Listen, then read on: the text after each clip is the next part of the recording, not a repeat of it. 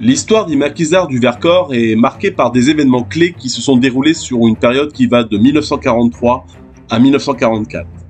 Depuis l'armistice signé le 22 juin 1940 à Rotonde, la France est occupée par l'armée allemande sur toute sa moitié nord et tout le long de sa côte atlantique. Au sud de cette limite, c'est la zone non occupée. Dans ces régions trouvent refuge de nombreux individus menacés d'arrestation pour leurs origines, leurs convictions politiques ou leur religion. Certains d'entre eux, qui souhaitent poursuivre le combat contre les Allemands en s'engageant dans la résistance, se cachent dans les forêts et les montagnes et se regroupent peu à peu entre clandestins.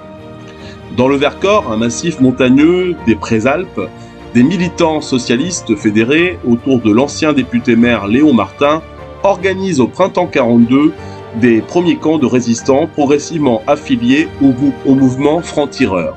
Fin janvier 43, Jean Moulin, envoyé spécial du général de Gaulle, le chef de la France libre, entérine le principe d'un réduit combattant en vue d'appuyer les Alliés lors d'un futur débarquement.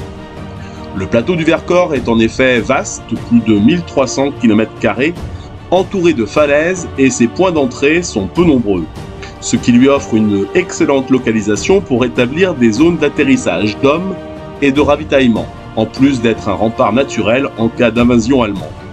Le capitaine Alain Leray, un officier de l'armée française qui a rejoint la résistance après s'être évadé d'un camp de prisonniers en Allemagne, est désigné chef militaire de ce maquis stratégique en 1943.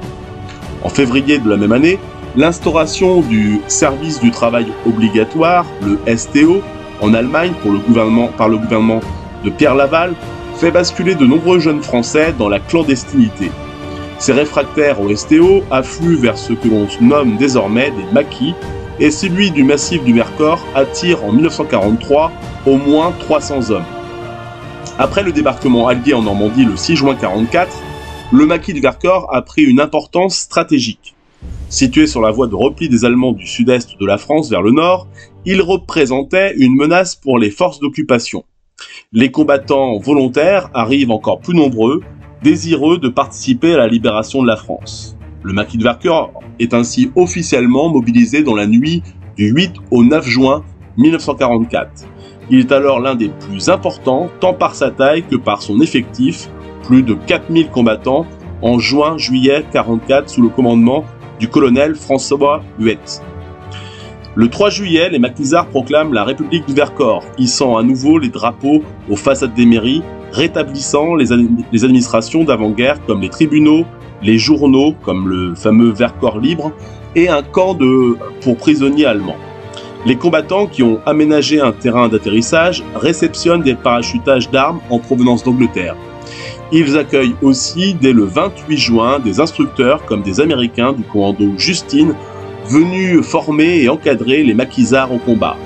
Leur expertise a renforcé les capacités de combat des résistants. Si les Allemands connaissent l'existence de ce réduit de résistants, ils ignorent son emprise exacte. Le 14 juillet 1944, un spectaculaire parachutage d'armes a eu lieu, fournissant aux maquisards du Vercors des armes et des munitions essentielles pour leurs opérations. Particulièrement massif, ce parachutage est repéré par l'ennemi. Sa réaction ne se fait pas attendre.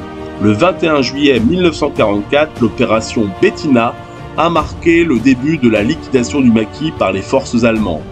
40 planeurs allemands accompagnent les attaques au sol de la Wehrmacht, appuyés également par des Français de la milice.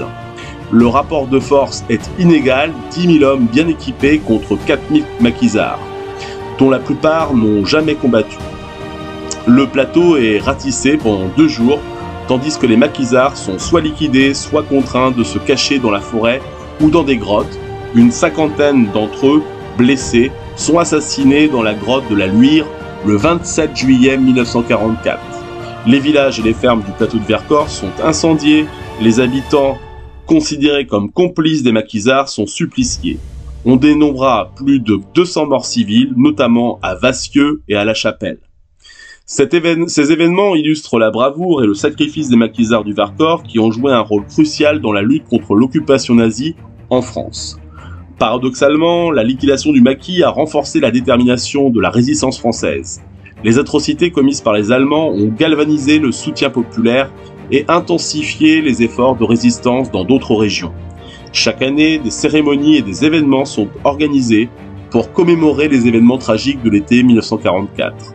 De nombreux monuments et plaques commémoratives ont été érigés dans la région pour honorer les maquisards et les civils qui ont perdu la vie. Par exemple, le mémorial de la résistance à Vassieux en Vercors est encore aujourd'hui un lieu de mémoire important.